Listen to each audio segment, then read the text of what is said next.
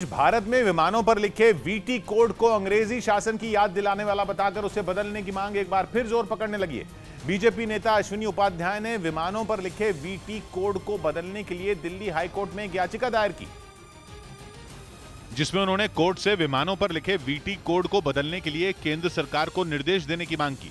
विमानों के पिछले हिस्से में खिड़की के ऊपर लिखे वीटी कोड ऐसे कोड होते हैं जो देश में रजिस्टर्ड हर विमान के लिए जरूरी होते हैं और अब इन्हीं वीटी कोड को बदलने की मांग की जा रही है। दिल्ली हाईकोर्ट में दाखिल की गई याचिका में दावा किया गया कि ये वीटी कोड भारत की गुलामी के दौर की याद दिलाते हैं। याचिका में कहा गया कि विमानों पर बने वीटी कोड ब्रिटिश राज का प्रतीक है, इसलिए इन्हें जल्द से जल्द बदलने की जरूरत है।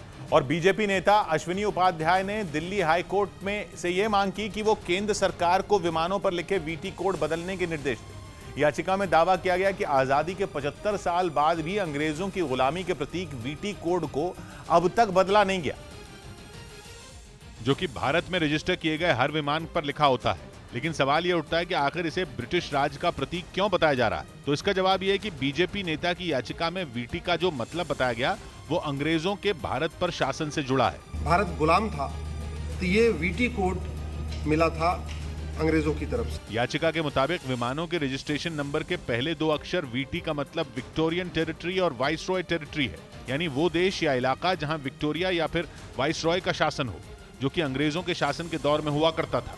और दिल्ली हाईकोर्ट में दायर की गई याचिका में दावा किया गया कि यही वीटी कोड विमानों पर आज भी लिखा हुआ है। इंटरनेशनल सिविल एविएशन ऑर्गेनाइजेशन के नियमों के मुताबिक किसी भी देश में हर विमान का रजिस्ट्रेशन जरूरी होता है, क्योंकि यही रजिस्ट्रेशन कोड उस विमान की पहचान होता है। और विमानों पर लिखे रजिस्ट्रेशन नंबर के पहले दो अक्षर किसी देश का कोड होते हैं, जबकि बाकी के 3 अक्षर विमान से जुड़ी कंपनी तय करती है या चुनती है। भारत के लिए 1929 में ब्रिटेन ने कंट्री कोड के तौर पर वीटी अक्षरों को तय किया था।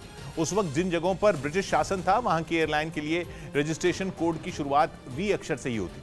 बाद में चीन, पाकिस्तान, नेपाल और श्रीलंका ने अपने विमानों पर लिखे कोड बदल दिए, लेकिन 93 साल बाद भी भारतीय विमानों पर वही वीटी कोड लिखा हुआ जो 1929 में तय किए गए थे। और यह पहला मामला नहीं है जब विमानों पर लिखे वीटी कोड को बदलने की मांग की गई।